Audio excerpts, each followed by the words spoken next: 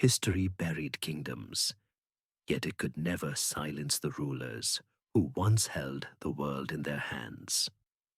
Welcome to a new story.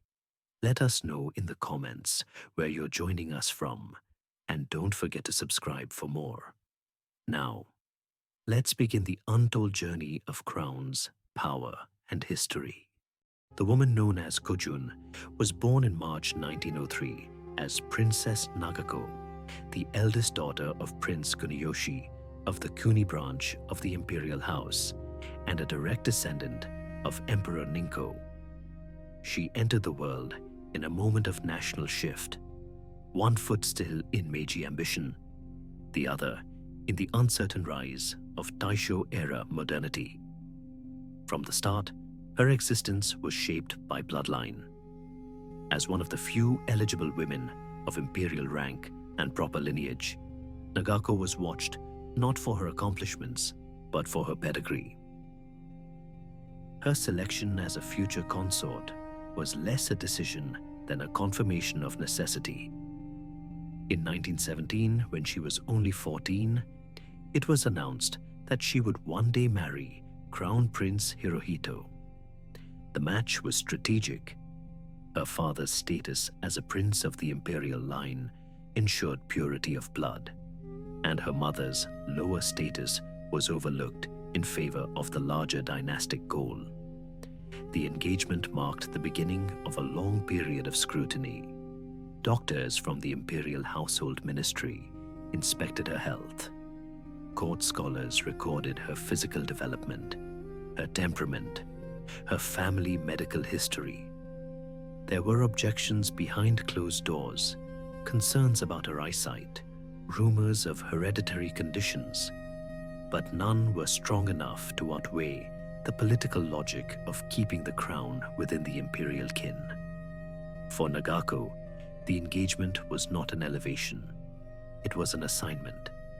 She would become the first common-born woman to marry a Japanese crown prince in over 1,000 years.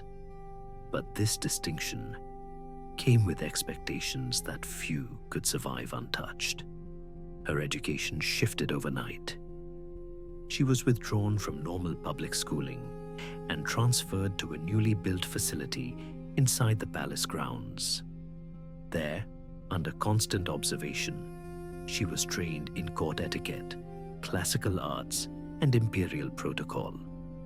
She was taught how to walk, how to lower her gaze, how to speak only when spoken to, and how to silence even the appearance of emotion. She was prepared not to rule, but to support, to disappear gracefully behind the image of a modern imperial marriage.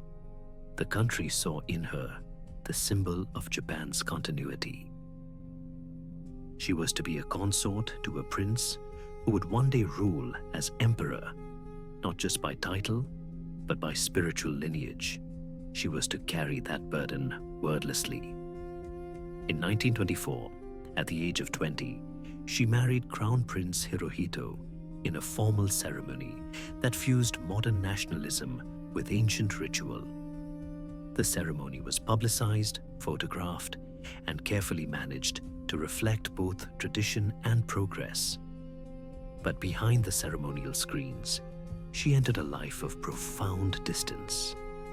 Hirohito, quiet and formal by nature, maintained a remote and bureaucratic existence, even within the marriage.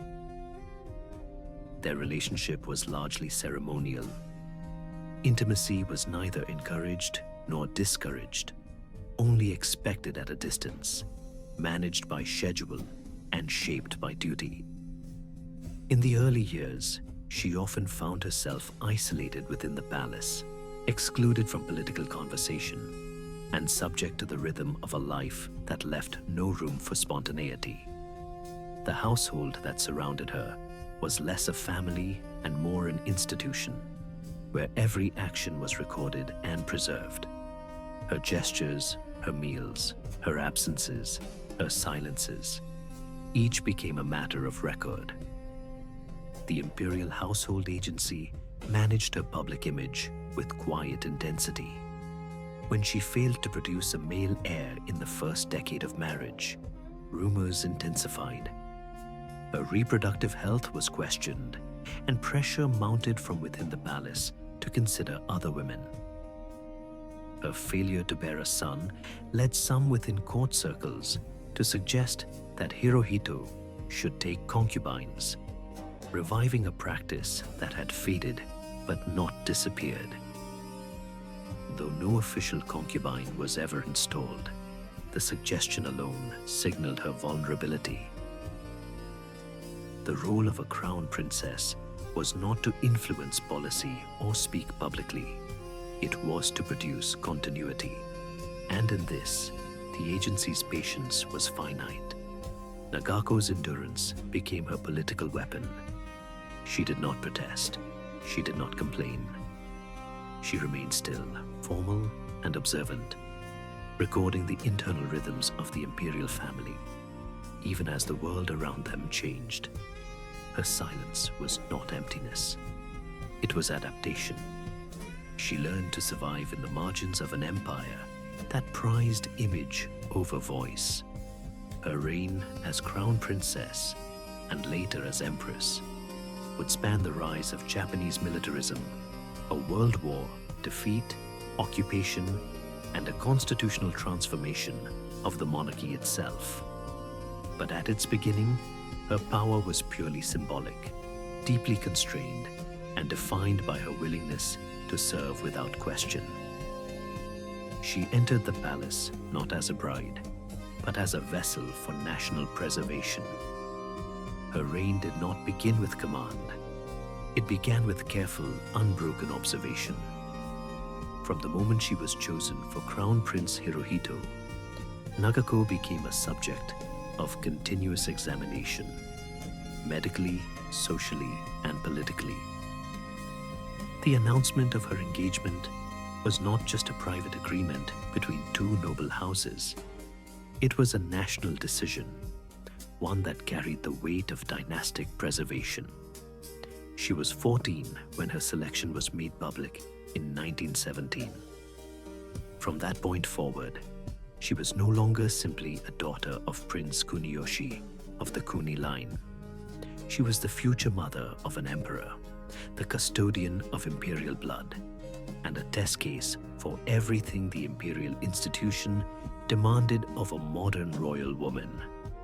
Her body, mind, and lineage were placed under a microscope.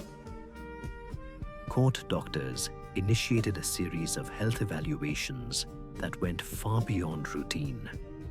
In an era influenced by eugenic thinking, particularly ideas imported from German and Anglo-American scientific circles, her physiological traits were mapped in clinical detail.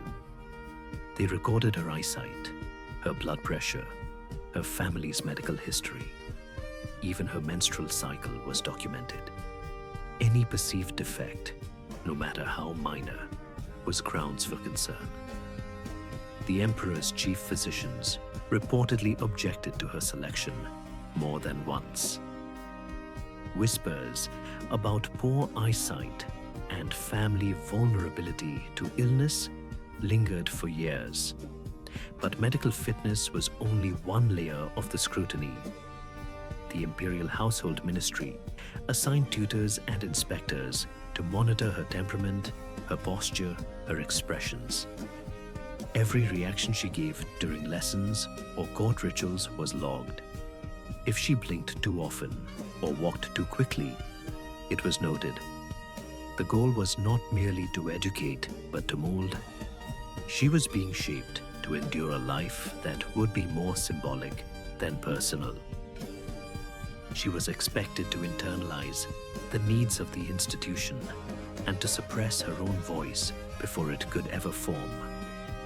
Within the special academy constructed for her inside the palace grounds, she studied the classics, calligraphy, music, and court etiquette. But the curriculum also included silence. She was not trained to lead. She was trained to observe without interference and to accept ceremony as identity. Even her spiritual education was calculated. Shinto rites were rehearsed daily, not as private acts of faith, but as performative obligations to a divine lineage. While the court presented a facade of harmony, internal power brokers worried over her place in the broader system. The match with Hirohito, though appropriate in bloodline, carried risks for those invested in stricter control. She was not from a politically powerful house like the Fujiwara, or one of the top 5 noble families that had historically dominated the court. That distance from the upper echelons of aristocratic politics made her easier to manage in the eyes of some, but less anchored in others. Her lack of political backing meant she could not call on extended influence if conflict emerged. In effect, she was both ideal and vulnerable, pure enough for the role, but isolated enough to pose no threat. These calculations suited the rising bureaucracy that had begun to shape the imperial system behind closed doors. The emperor no longer ruled directly.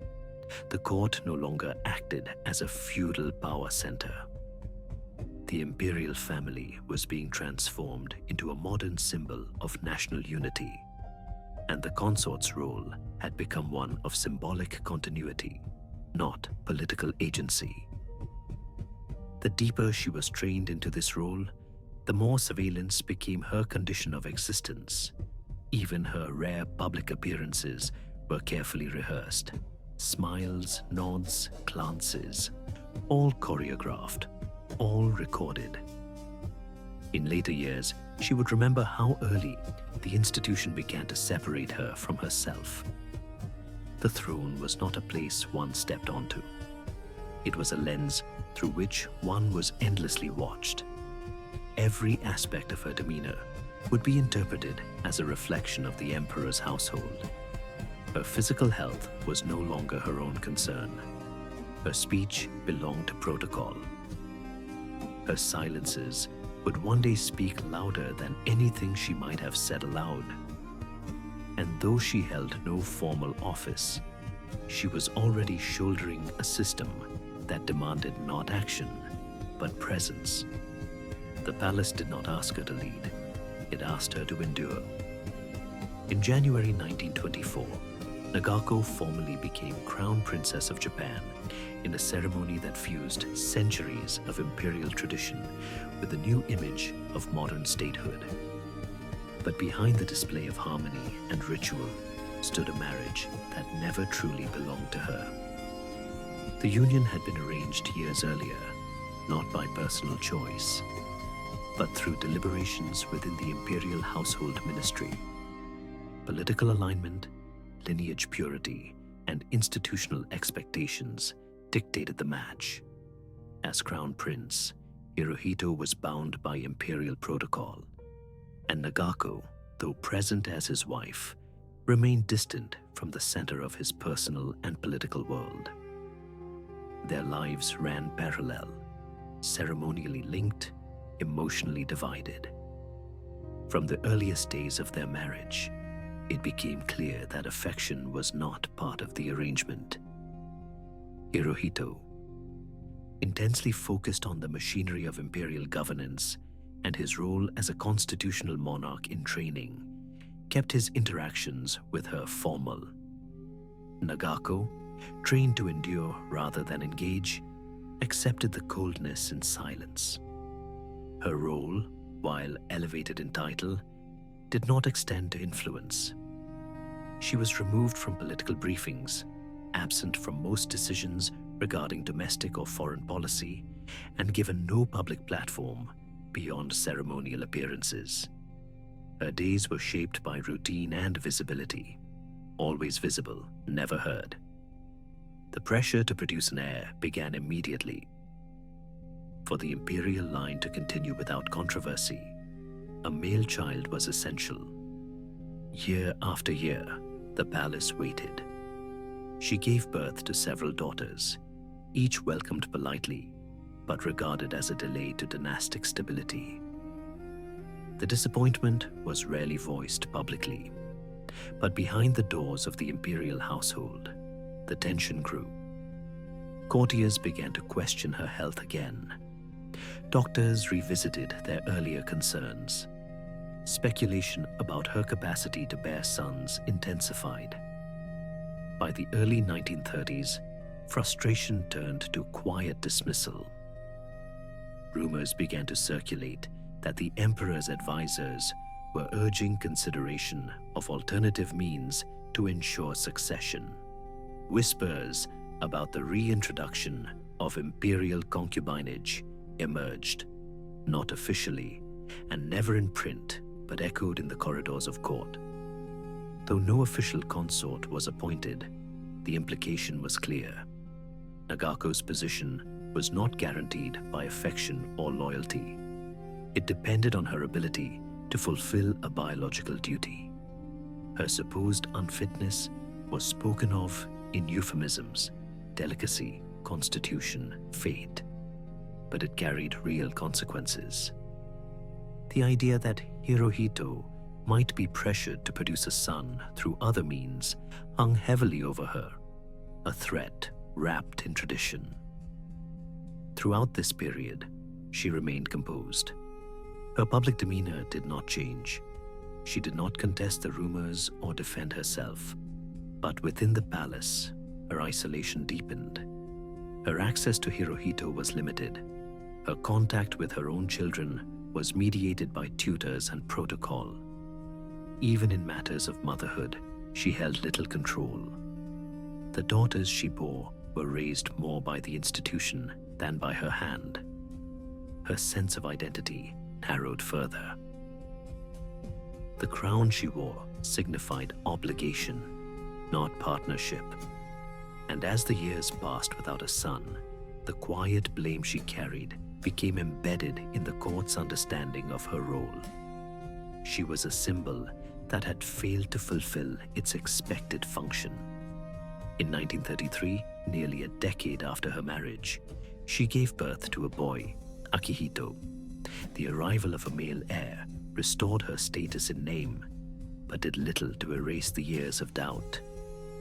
By then, the emotional distance between her and Hirohito was fixed.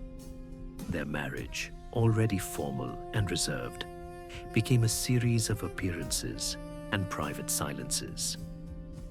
She continued to perform her duties, but the warmth and recognition that might have come with success never truly arrived.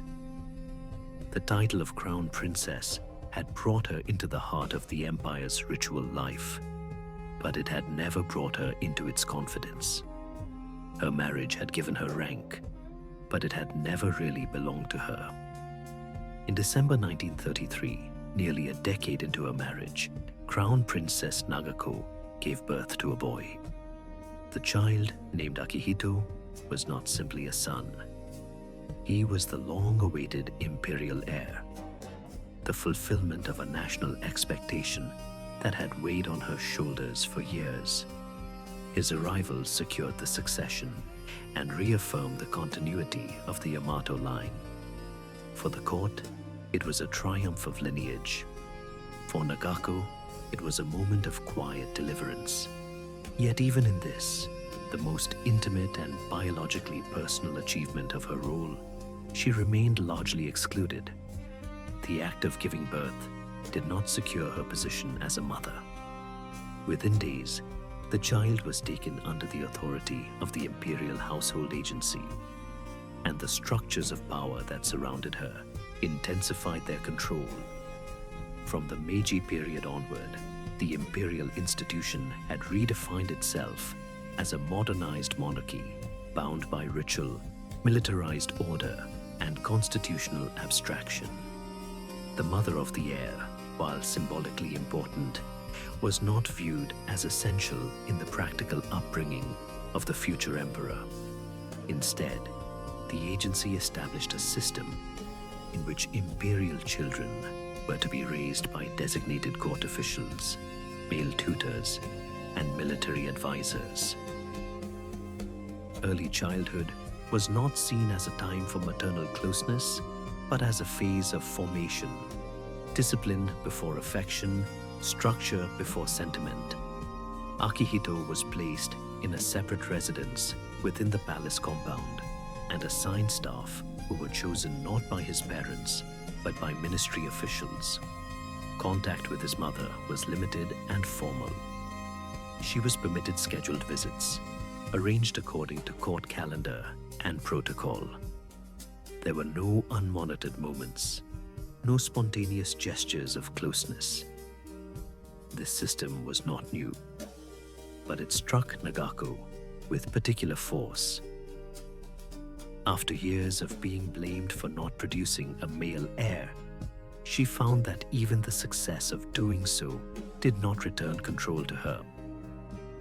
She had been monitored through her engagement, distanced during her marriage, and now displaced in her motherhood. Her son's milestones, first steps, early words, daily routines, were observed and recorded by others. The tutors who surrounded him reported to the agency, not to her. Emotional bonding was not prioritized. The emphasis was on molding him into a neutral, obedient, and stable symbol of national unity. His exposure to family life was minimal. He was not allowed to sleep in the same quarters as his parents, and meals were taken separately. His days were scheduled in segments of education, religious instruction, and ceremonial exposure. Nagako did not resist this system openly. Her public posture remained composed, her duties fulfilled without visible conflict. But her inner position within the family structure had been quietly hollowed out. Even among her daughters, born before Akihito, she had limited access, dictated by the same agency that controlled every aspect of palace life. Unlike empresses in earlier periods who had wielded influence through maternal roles, she found herself defined more by absence than presence. The imperial institution had reshaped her identity again, this time as a figurehead mother to a boy who would one day sit on the throne, but who was raised as if her touch might interfere with his purity. Outside the palace, the country celebrated the continuity of the dynasty. Photographs of Akihito as a child, dressed in miniature court attire or military uniform, were distributed to reinforce national pride. But his mother rarely appeared beside him in these images. Her contributions remained offstage, controlled and minimized. The distance was not accidental. It was deliberate, calculated to preserve the idea of an emperor untouched by the emotional bonds of family. For Nagako, this meant enduring a kind of institutional solitude, surrounded by ritual but deprived of intimacy. Even in motherhood, she had been asked to perform without possession. Her son was hers only by blood, not by closeness, not by memory, and never by decision. As the 1930s drew to a close, Japan was no longer simply an empire.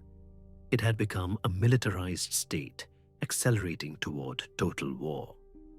The invasion of Manchuria, the escalation in China, and the tightening grip of the military over civilian institutions reshaped every corner of the imperial court.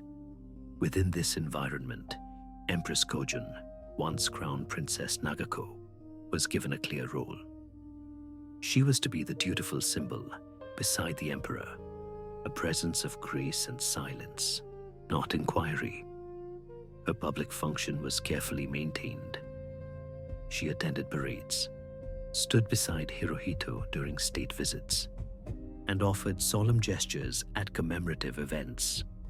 She was never briefed on military campaigns, never consulted on policy, and never encouraged to ask what decisions were being made in the name of the throne. Within the walls of the palace, power moved in lines she was expected to observe but not cross. Hirohito, now emperor, held a complicated position. At once, the supreme authority in the state's constitutional hierarchy, and yet increasingly surrounded by military advisors whose reach extended into every branch of government. Kōjun, though physically near him, remained at a distance from these discussions. Even at the height of imperial expansion, she was not included in war councils or given explanations for Japan's escalating aggression in the Pacific. She witnessed generals arriving and departing. She heard the names of cities, territories, and campaigns: Manila, Nanking, Singapore, filtering through layers of ceremony and administrative routine. But the meanings behind them remained withheld. When the bombing raids began over Japan's cities, Kōjun followed the prescribed rituals. She prayed at court shrines. She made carefully choreographed appearances at relief centers and hospitals. She wrote letters of condolence that were crafted by court officials and signed with her name. She visited shrines and bowed before monuments.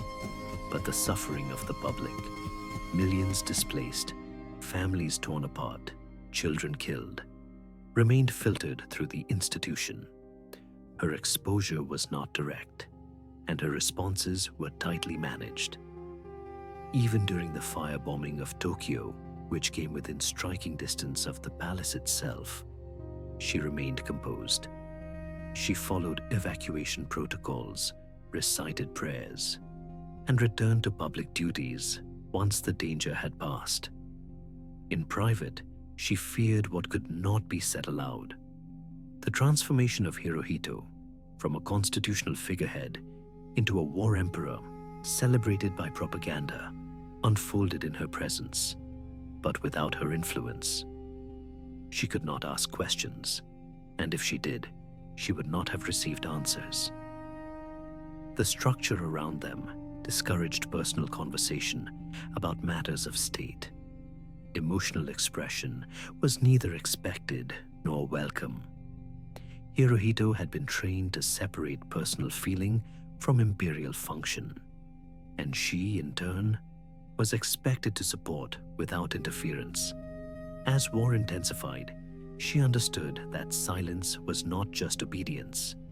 It was survival within a system that devoured dissent in layers too refined to leave a trace. Photographs from the era show her smiling faintly beside schoolchildren, inspecting food supplies, and receiving dignitaries. But those images, selected and distributed by state agencies, masked the internal estrangement she lived with. Her son, Akihito, was also removed from her during this period, relocated to safer areas, and placed under constant supervision. The very institution she served had once again made her presence ornamental and her motherhood procedural. Her days became marked by ritual duties meant to symbolize endurance and calm, while outside the palace walls, the nation bled. Even as Japan entered its final years of desperation, naval defeats, economic collapse, and the slow encirclement by Allied forces, Kōjun's position remained fixed. She was not a participant in decisions, nor a confidant to the emperor. She watched him carry the weight of a crumbling empire without speaking of it. The few moments they shared in private were filled with protocol, not conversation. What she feared most was not a bomb or an invasion, but the widening silence between herself and the man who once sat beside her as husband and now bore a role no one dared to challenge. In the palace, she bowed when instructed, smiled when required, and remained quiet through the unraveling of a war she had been told never to question. When Japan surrendered in August 1945, Empress Kōjun stood beside an emperor, no longer divine. The announcement of surrender had been broadcast in Hirohito's own voice, a voice most of his subjects had never heard before.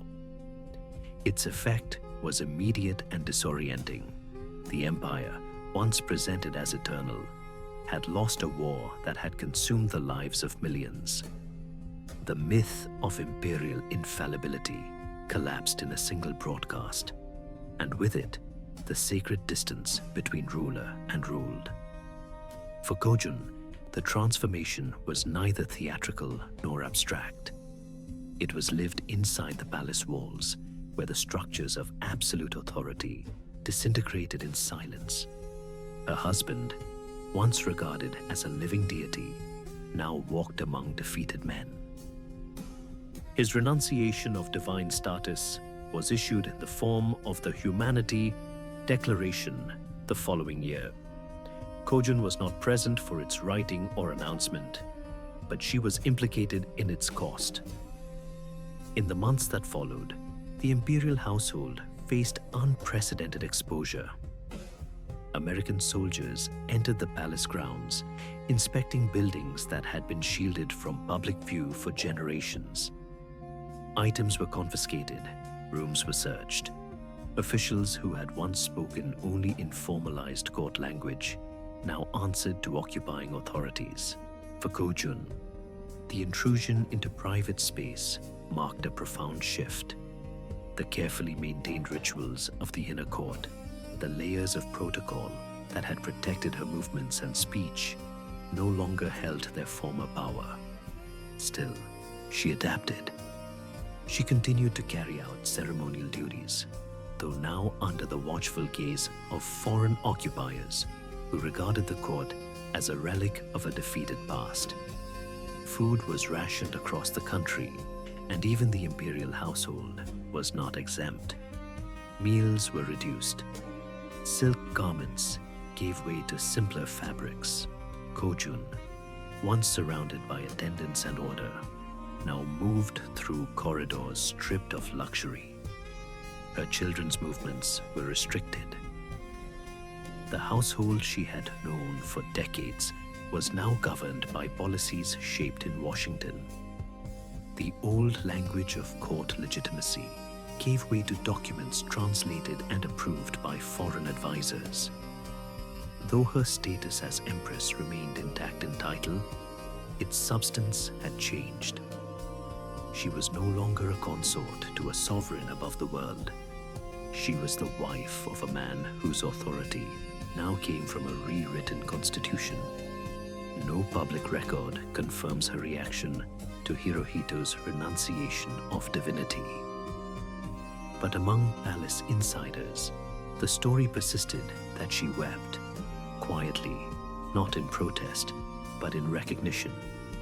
Not because she resisted the surrender, but because she understood what had been lost. The system that had defined her life from adolescence to old age, its rules, its hierarchy, its belief in sacred order, was dissolving. And yet, no photograph captured her face that day. No statement bore her signature.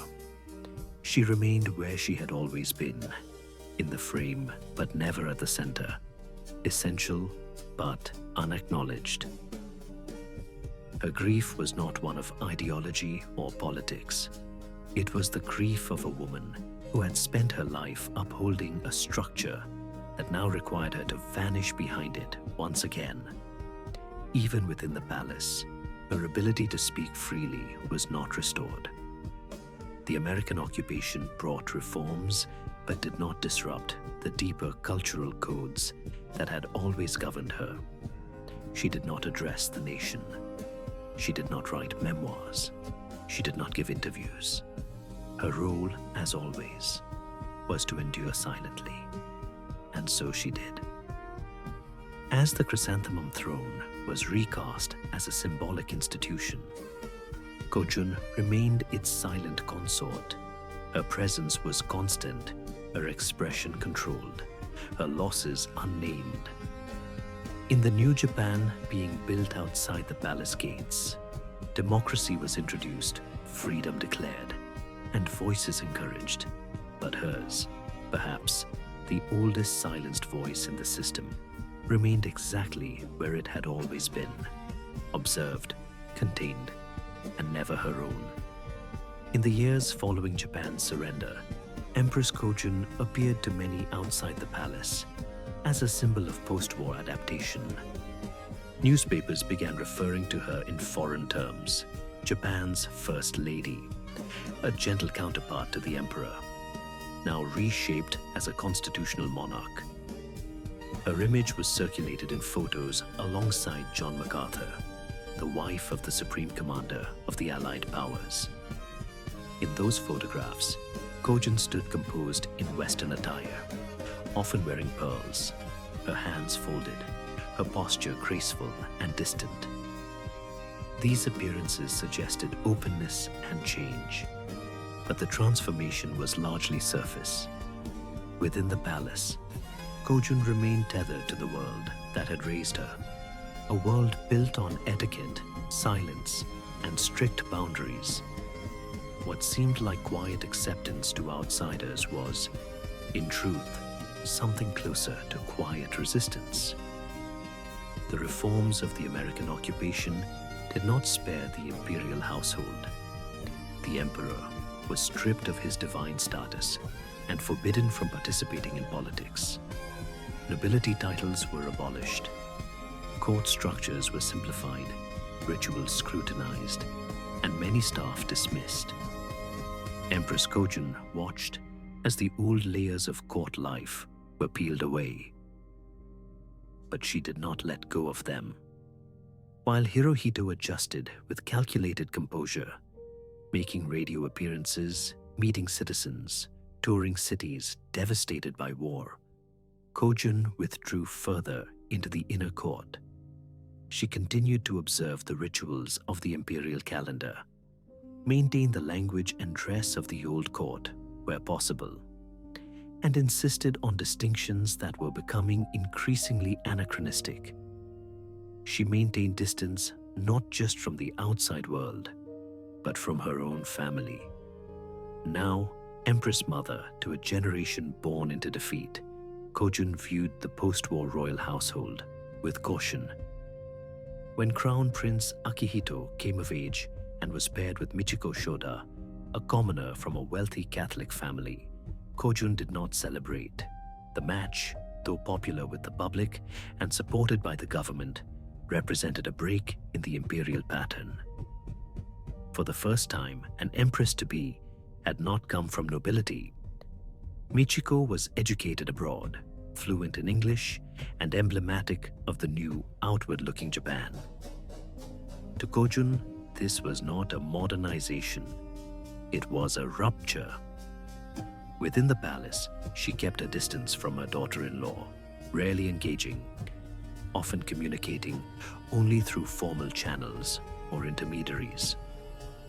Even in matters of child-rearing, she retained a preference for the old ways.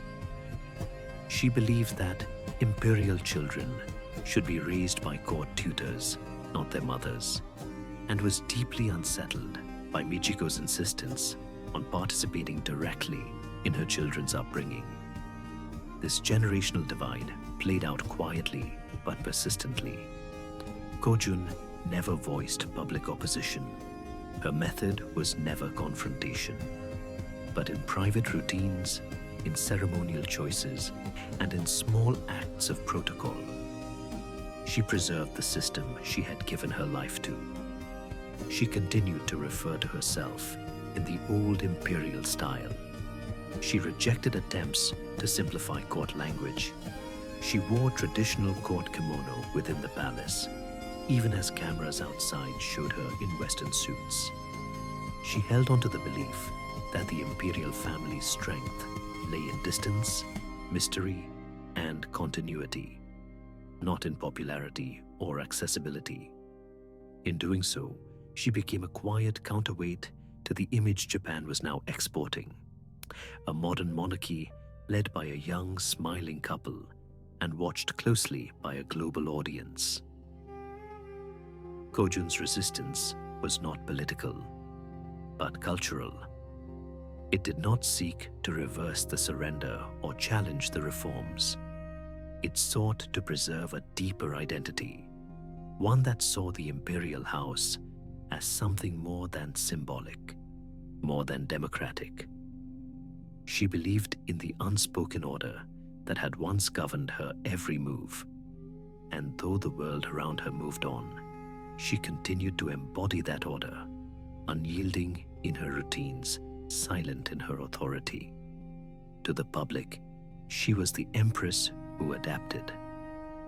But within the palace, she remained what she had always been, a guardian of the old system.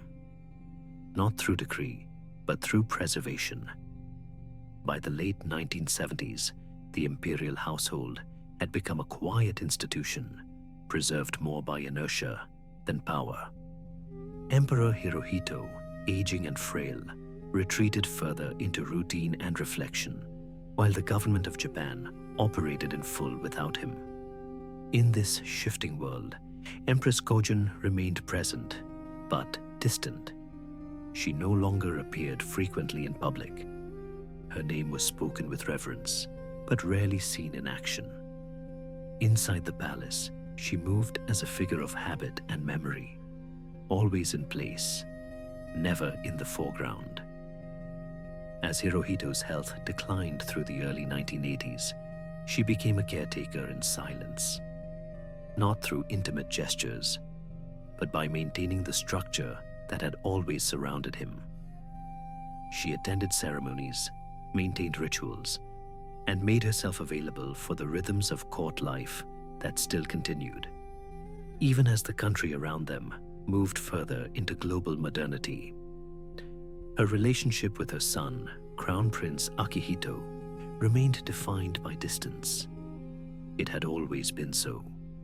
Raised by tutors, separated from his mother from infancy, Akihito had been shaped by the institution far more than by any maternal presence.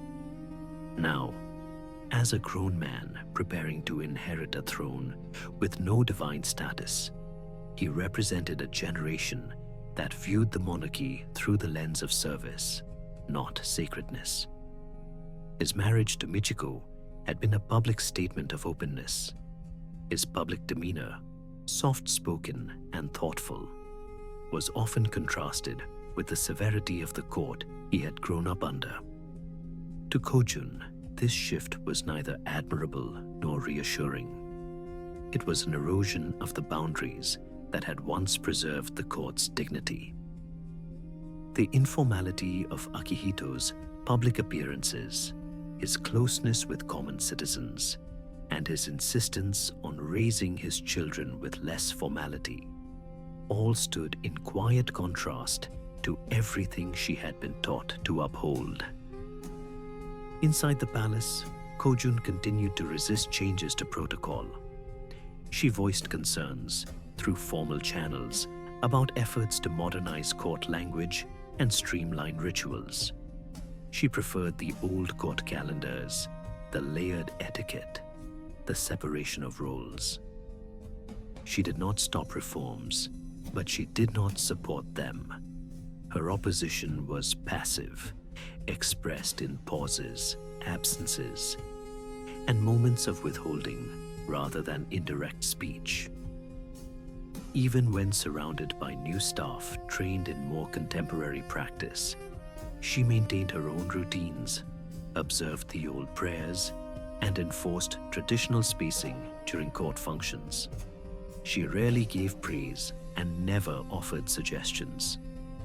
In her presence, time seemed to slow, not out of respect, but out of adherence to rules no longer widely understood. The world outside the palace had changed almost beyond recognition. Japan was no longer a defeated nation, but a global economic power. Its younger generations spoke foreign languages, studied abroad, and questioned the monarchy's relevance. But Kōjun lived in the memory of a structure that had once ruled not just by law, but by distance.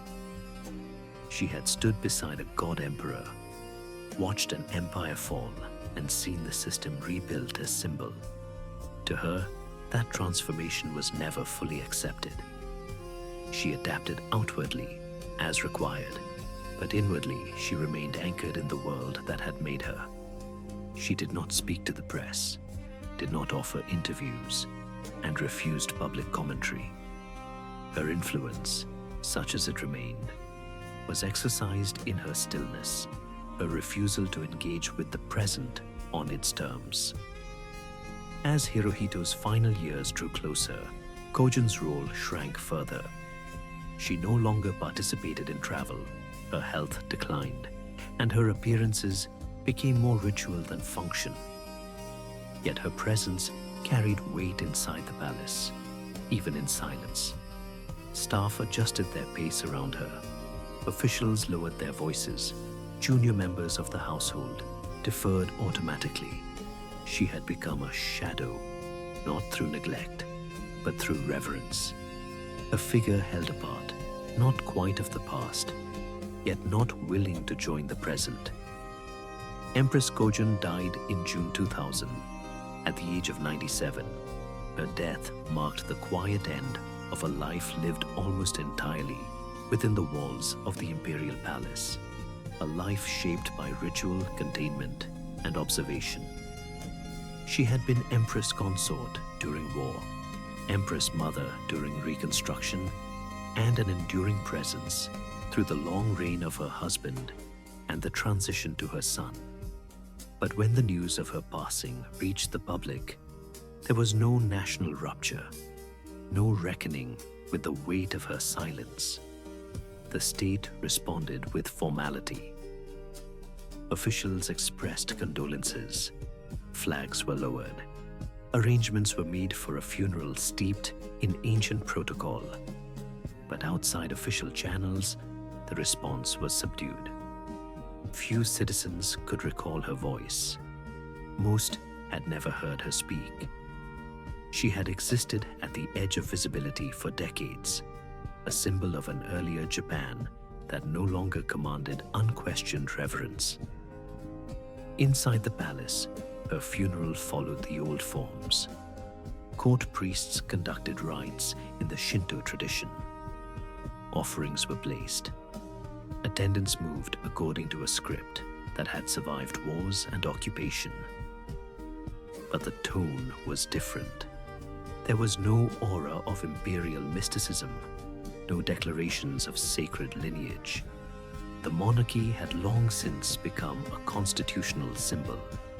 Her death, while respectfully acknowledged, passed without political consequence. No laws were revisited, no public debates reopened. The country did not pause to examine the institution she had embodied. Yet in some corners, among scholars, in editorials, within diplomatic circles, questions were raised. What had she known during the war years? Had she ever questioned the orders, the broadcasts, the silence that followed the devastation? Did she ever speak to Hirohito about the bombings, the deaths, the declarations sent in his name? There were no records to answer. She had left no memoirs, no diaries, no recorded interviews.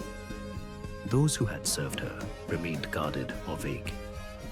The Imperial Household Agency released no personal reflections.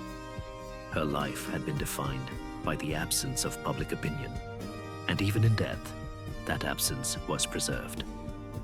What lingered were fragments, stories passed within the court, memories held by those who had once served nearby.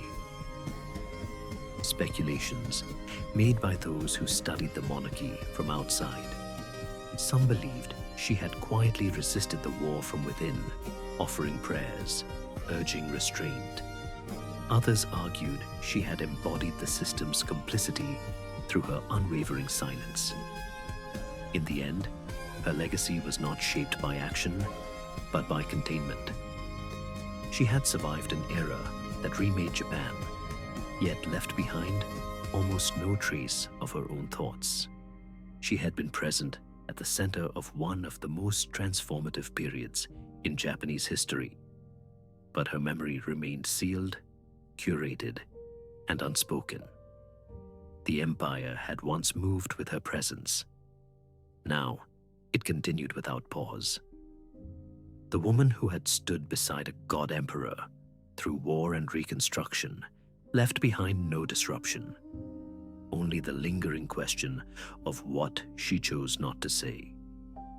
Empress Kōjun never held the throne in her own name, never issued commands, and never appeared in state deliberations. Yet she remained at the core of the imperial institution for nearly the entire 20th century.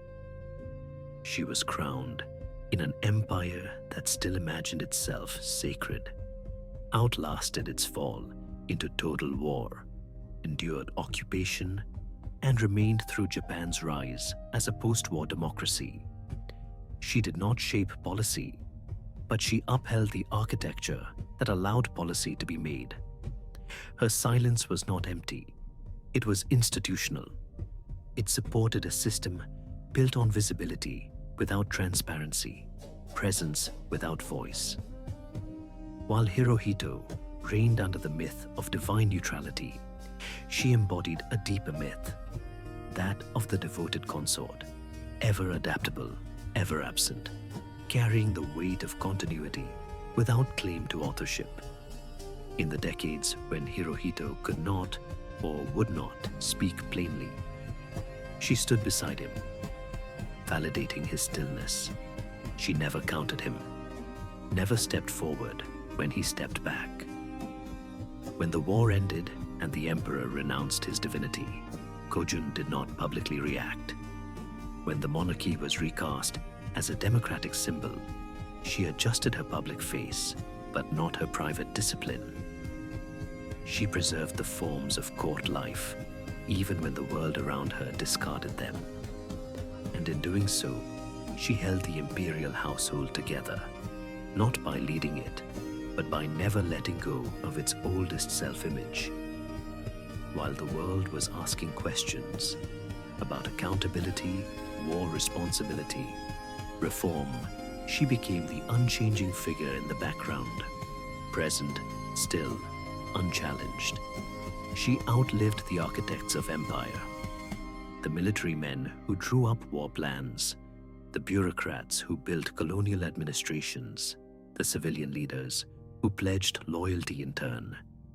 They passed into history, many disgraced or forgotten. Kōjun remained. As generations shifted and laws evolved, she stayed inside the palace, maintaining the private logic of a court that no longer held real power. She was revered, but not heard. She was watched, but not consulted. Her role had always been shaped by contradiction. She was vital, but expendable, celebrated, but controlled. Her motherhood, marriage, and even her mourning were mediated through an agency that answered to the institution, not to her. Yet it was precisely this silence that gave her power.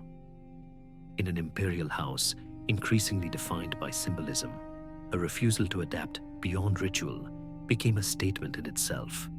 She resisted not by argument, but by inertia. In ceremonies, in dress, in the carefully preserved distance between herself and the public, she communicated that the old system had not fully disappeared. It had simply receded behind the curtain. Younger generations, including her son and daughter-in-law, moved to modernize the monarchy's image. But Kōjun held fast to its pre-war shadow, reminding all who entered the palace that the throne was once a god's seat, and that such beliefs do not vanish without residue. Her legacy remains difficult to name. She never challenged the system that silenced her, but she also never allowed it to collapse. She preserved its continuity, often at her own expense. The very qualities that minimized her, obedience, distance, formality, became the tools through which the throne survived its most precarious years. In protecting it, she erased herself. The cost of that preservation was borne not in scandal or failure, but in the near total absence of her voice from the historical record. She ruled nothing, but she outlasted everything. The empire fell, the god emperor faded, but the illusion she guarded endured. What do you think? Was she a savior or a shadow ruler?